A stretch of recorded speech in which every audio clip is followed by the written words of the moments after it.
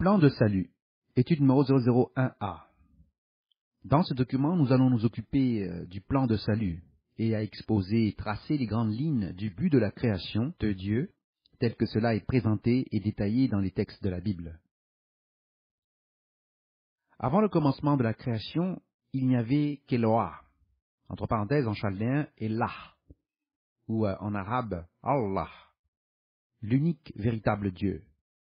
Ce nom n'admet aucune pluralité du tout. Il était seul. Il a décidé de créer et de se reproduire en multiplicité. Le commencement de la création de Dieu fut l'extension de lui-même pour incorporer l'armée céleste en tant qu'Élohim. Tous étaient des fils de Dieu. La création des Élohim incluait Christ comme le commencement de la création de Dieu. Voir Apocalypse 3, verset 14.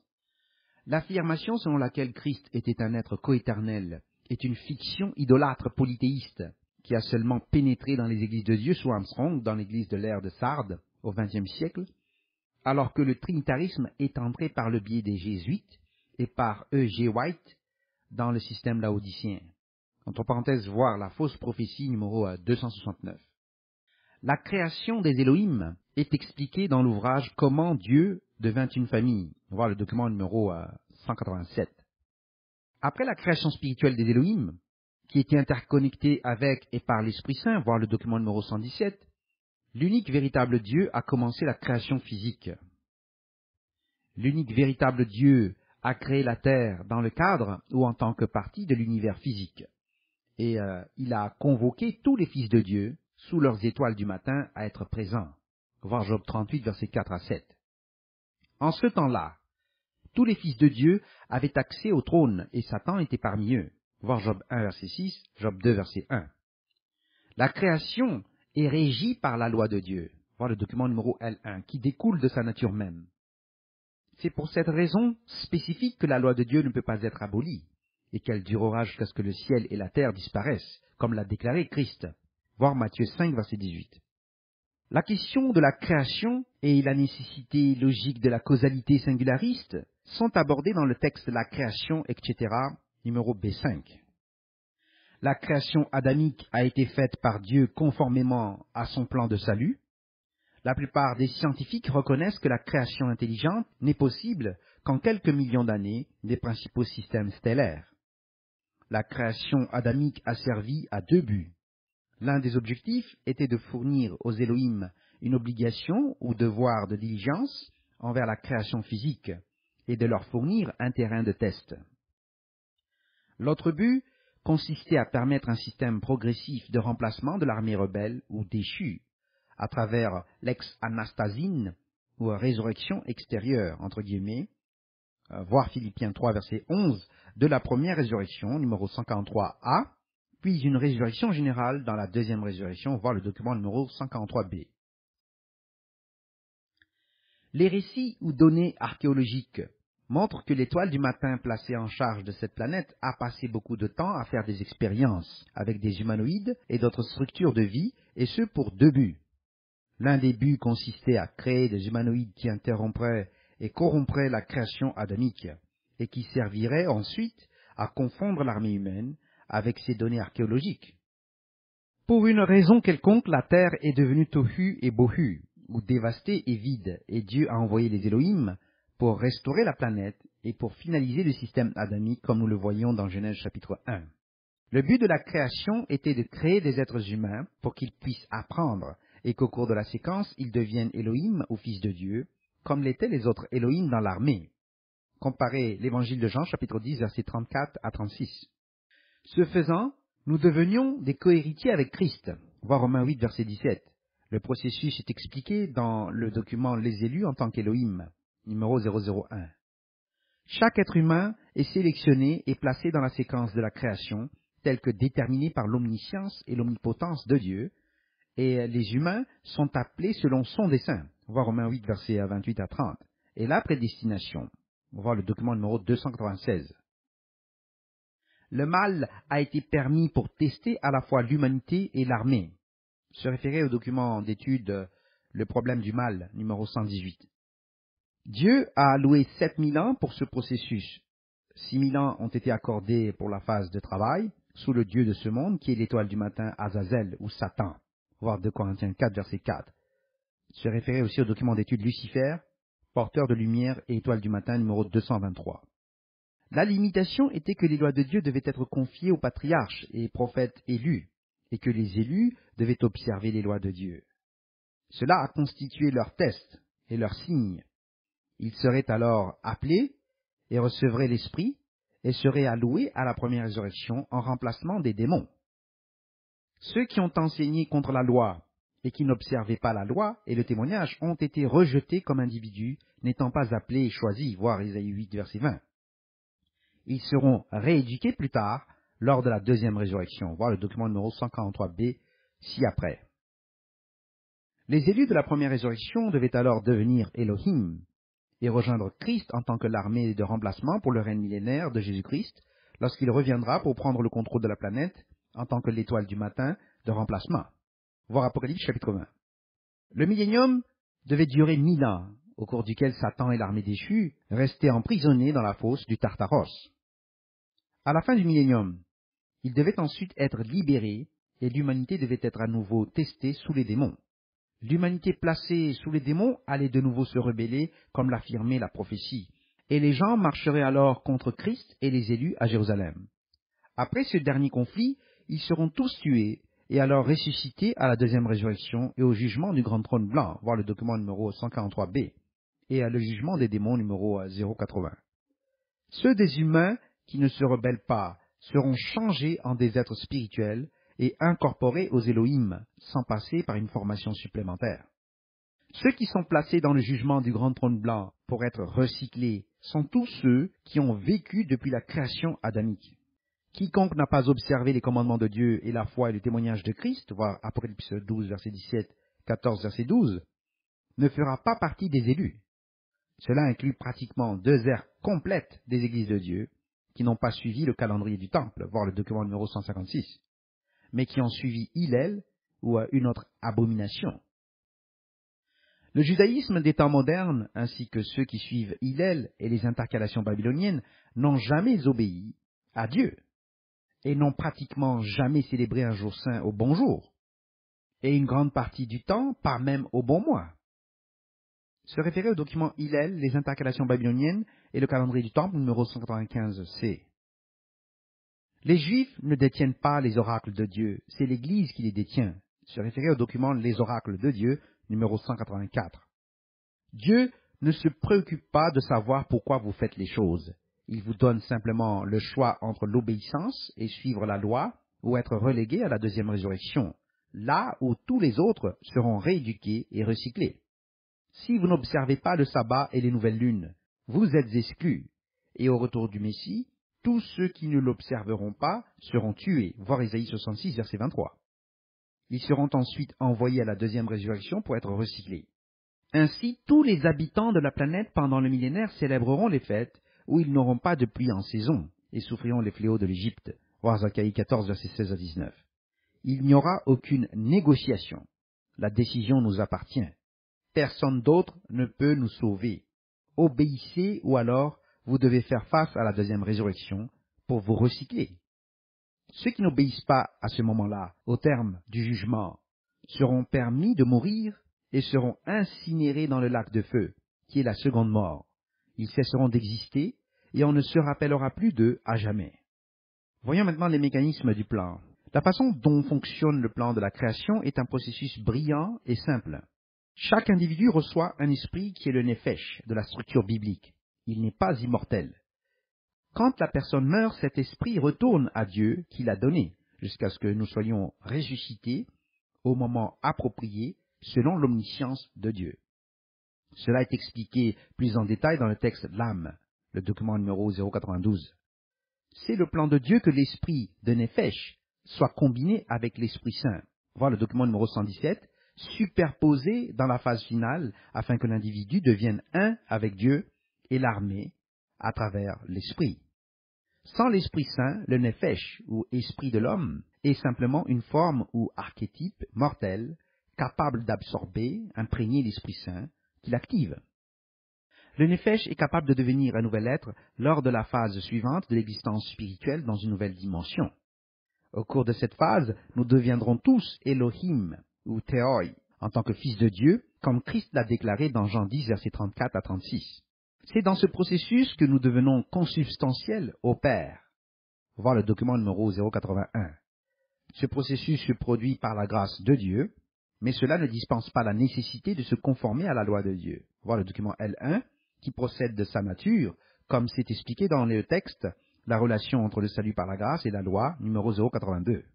De cette façon, nous devenons un avec l'armée en tant que fils de Dieu spirituel, et nous gouvernons l'univers avec Dieu à partir de la Terre Sainte en tant que la cité de Dieu. Voir le document numéro 180. Voyons maintenant la séquence du plan. La création a été planifiée et exécutée sur une longue période de temps et visait à permettre au futur Elohim d'être créé et de devenir des êtres responsables, apprenant à devenir des Elohim et à prendre soin de la création et à la faire croître et l'étendre au sein de la famille de Dieu. La création humaine a été insérée dans cette création au moment opportun. Et c'était connu que l'homme pécherait et qu'un plan de salut de la création était nécessaire pour que le plan aboutisse. Le plan de salut a été divisé en 7 sections de 1000 ans, réparties en 3 phases de 2000 ans. Ce devait être un exemple concret de travail sous l'étoile du matin Azazel, qui est devenu Satan en tant que l'accusateur, et sous sa section de l'armée. Les phases de travail seraient alors suivies par les saints élus des patriarches et des prophètes et par l'Église qui a été établie par le Messie pour la 3e phase, et qui ont gardé et observé le commandement de Dieu, ainsi que la foi et le témoignage de Jésus-Christ. Voir Apocalypse 12, verset 17, chapitre 14, verset 12. Ce serait la première résurrection des morts. Voir le document numéro 143A, ci-dessus. Le plan était représenté par la semaine dans la division du temps entre les 6 jours ouvrables et le sabbat de Dieu du 7e jour. Les nouvelles lunes, les jours saints et les fêtes représentaient en eux-mêmes les activités du plan de Dieu. L'explication plus détaillée des 3 phases est exposée dans les textes Le règne des rois, partie 1, Saül, numéro 282a. Le règne des rois, partie 2, David, numéro 282b. Le règne des rois, partie 3, Salomon et la clé de David, numéro 282c. Le plan était également symbolisé dans la construction du temple de Dieu à Jérusalem, qui est expliqué dans le document d'étude Le règne des rois, partie 3b, l'homme en tant que le temple de Dieu, numéro 282d. À la fin des 6000 ans, le monde est plongé dans un tel péché et une telle frénésie due à la fausse religion et aux violations de la loi de Dieu, que cela déclenche les guerres de la fin. Ceci est expliqué dans la séquence des avertissements du dernier système de l'Église et du prophète prédit par Dieu dans Jérémie 4.15 et versets 16 à 27. Voir le document d'étude de la force de Gédéon et les derniers jours, numéro 022, l'avertissement des derniers jours, numéro 044. Satan avait passé toute cette période à corrompre l'humanité pour la détruire, comme nous le voyons ci-après. Le monde éclate dans les guerres des 5e et 6e trompettes. Voir le document Les guerres de la fin, partie 1, les guerres d'Amalek, numéro 141c. Alors, les témoins Enoch et Élie sont envoyés, tels que promis par Dieu. Voir le document d'étude Les guerres de la fin, partie 2, les 1260 jours des témoins, numéro 141d. Dieu envoie alors le Messie, tel que prédit, et pour lequel les églises de Dieu ont attendu 2000 ans. Voir le document Les guerres de la fin, partie 3, Armageddon et les coupes de la colère de Dieu, numéro 141e. Le monde est tellement corrompu et dans un tel péché qu'ils n'accepteront pas la correction. Ils tueront alors les témoins Enoch et Élie, puis ils marchent contre Christ. Voir le document Les guerres de la fin, partie 3b, la guerre contre Christ, numéro 141e-2.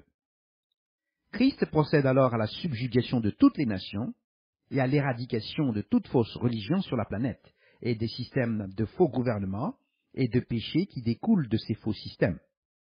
Voir le document Les guerres de la fin, partie 4, la fin de la fausse religion, numéro 141F. Après le retour du Messie et la première résurrection, les démons sont placés dans la fosse du Tartaros pour 1000 ans, sur ce qui est alors une phase finale constituée de la période du 7e millénaire du sabbat messianique. Les saints élus en tant qu'êtres spirituels gouvernent alors le monde avec Christ au cours des 1000 ans, et les démons, par la suite, sont jugés au regard de leur conduite en fonction de celle de Christ et de ceux qui sont élus. Les démons sont réduits à l'état d'humains, puis placés avec l'armée humaine qu'ils ont corrompue, pour pouvoir être rééduqués lors de la dernière période d'éducation de la deuxième résurrection et le jugement du grand trône blanc. Voir le document numéro 143b. Tous les faux ministres et prêtres, imams et chefs religieux corrompus qui suivent les systèmes de Satan et la corruption, comme nous le verrons plus loin dans la section sur la fausse religion, seront placés dans ce système et recyclés. Beaucoup devront bénéficier d'une protection à court terme pour leur propre sécurité. Cependant, le monde pourra voir ces personnages après la période de protection nécessaire, comme nous le voyons dans Ésaïe chapitre 14 et Ézéchiel chapitre 28. Entre parenthèses, se référer au document Le Jugement des démons, numéro 080. Dès le début du système du millénaire, pour les 1000 ans, nous commençons la restauration de la planète. Voir le document Les guerres de la fin, partie 5, la restauration pour le millénium, numéro 141G. Ensuite, le système millénaire commence, et nous entreprenons l'éducation de la planète pour la mise en œuvre du plan de Dieu, qui est de permettre à l'humanité de réaliser son véritable but dans le plan de Dieu. Ce but est de devenir Elohim, en tant que des dieux, en tant que cohéritier avec Christ. Voir l'avertissement des derniers jours, partie 5b, la préparation des Elohim, numéro 141H.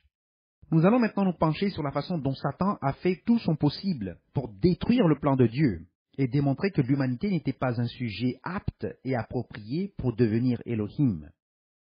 L'attaque de Satan sur la création de l'humanité. Satan a essayé de détruire l'humanité de plusieurs manières. Dans un premier temps, il a interféré en faisant pécher Adam et Ève et a ainsi changé leur statut, et par ce péché, la mort est entrée dans le monde. Voir le document La doctrine du péché originel, partie 1, le Jardin d'Éden numéro 246. Satan a ensuite attaqué les patriarches et la structure génétique de l'humanité. Ces attaques étaient tellement importantes, et le succès a été à un point tel que Dieu a éliminé la création corrompue lors du déluge. Seuls ceux dont la structure n'a pas été corrompue seront ressuscités et traités dans l'une ou l'autre résurrection.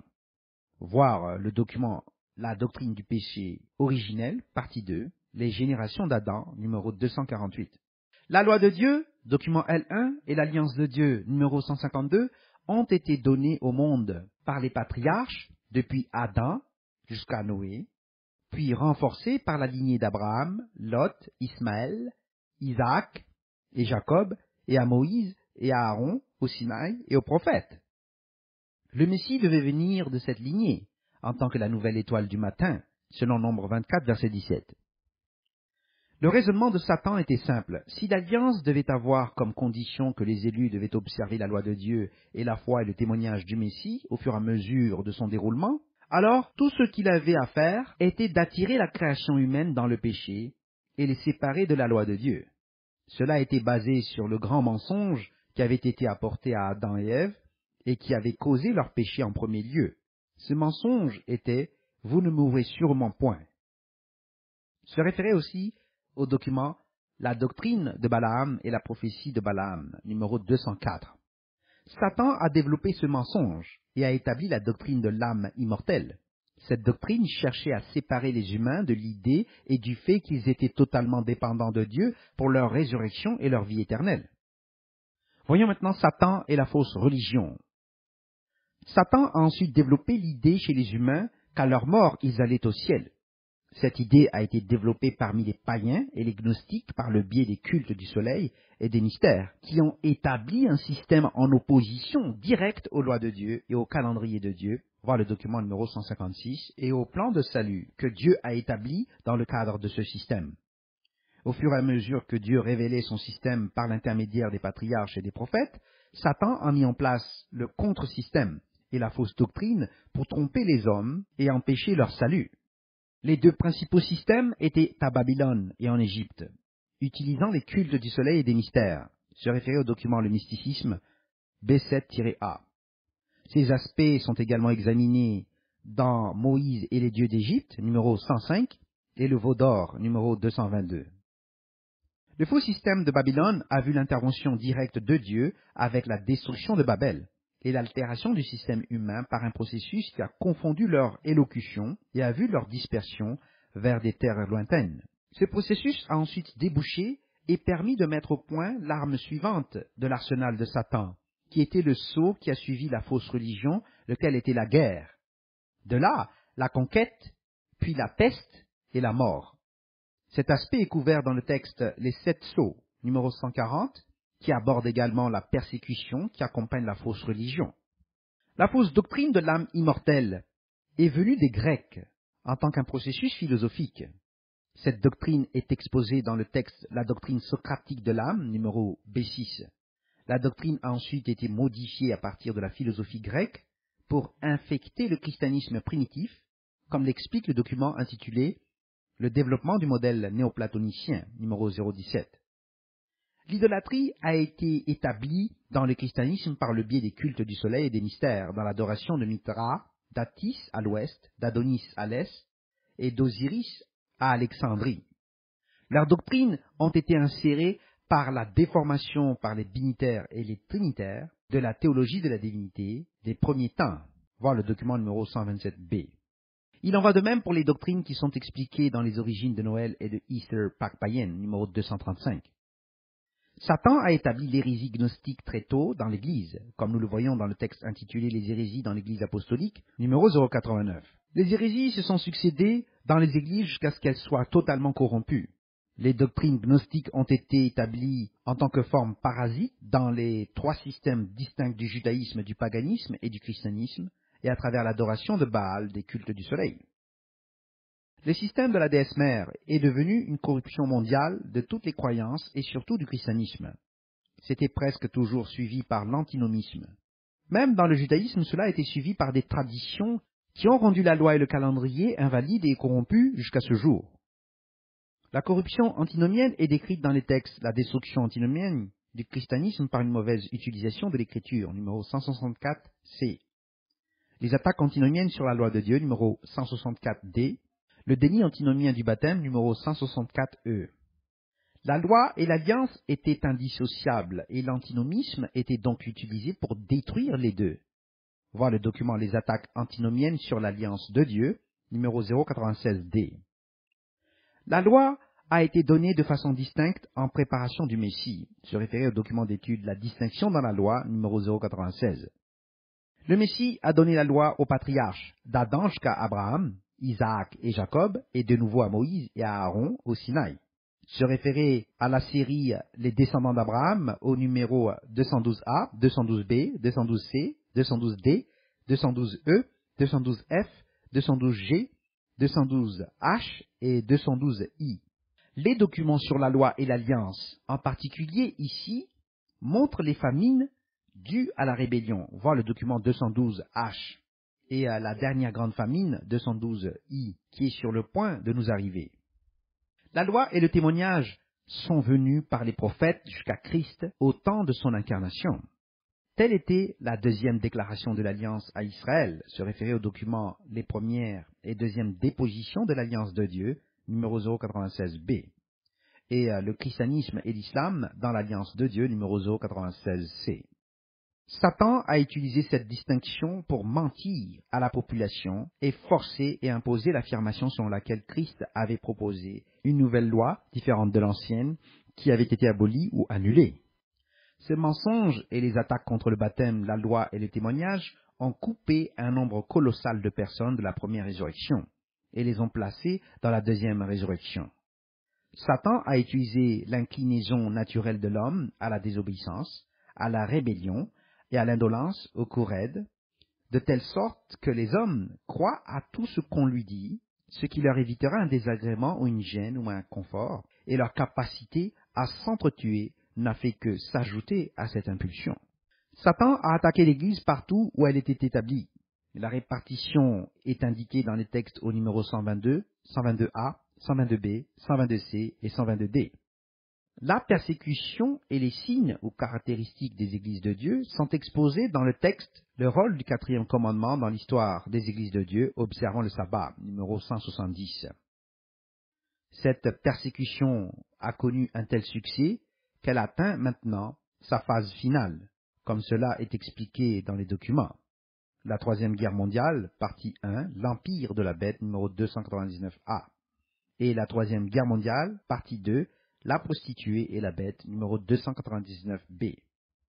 Et le dernier pape, examen de Nostradamus et Malachie, numéro 288. L'établissement de l'Église en Arabie et l'islam hadithique, chiite, etc. sont examinés dans le commentaire sur le Coran Q001, Q001A, Q001B, Q001C et QS, et les shurats ainsi que les annexes citées à l'URL http://ccg.org/islam/quran.html en anglais et en français http://french.ccg.org/quran.html. Le fait que Satan ait eu un tel succès témoigne de la stupidité monumentale et de la crédulité de l'humanité. Comme faisant partie du grand mensonge, vous ne mourrez sûrement point. Les filles prostituées de la prostituée ont inventé le mensonge de l'enlèvement ou ravissement dans le protestantisme. Les attaques contre la structure de l'avènement et du système millénaire sont décrites dans le texte Le Millénium et le ravissement numéro 095. C'est ainsi aussi que Satan a pénétré les églises de Dieu dans les systèmes de Sardes et de Laodicée avec les doctrines de l'enlèvement, ravissement, et les doctrines d'ithéistes binitaires et trinitaires, ainsi que d'autres fausses doctrines comme celle de la place de refuge, numéro 194, afin de maintenir les brebis en ligne dans le rang. Armstrong a inventé la doctrine totalement fausse de la troisième résurrection, que nous expliquons dans le texte L'erreur de la troisième résurrection, voir le document numéro 166, malgré le fait que certaines personnes plus brillantes voient la doctrine pour ce qu'elle est. Bientôt nous aurons les témoins, puis le Messie, et le faux ministère qui déchire les brebis sera détruit. Continuez le travail pour la foi. Fin de la lecture du document d'étude de plan de salut numéro 001A.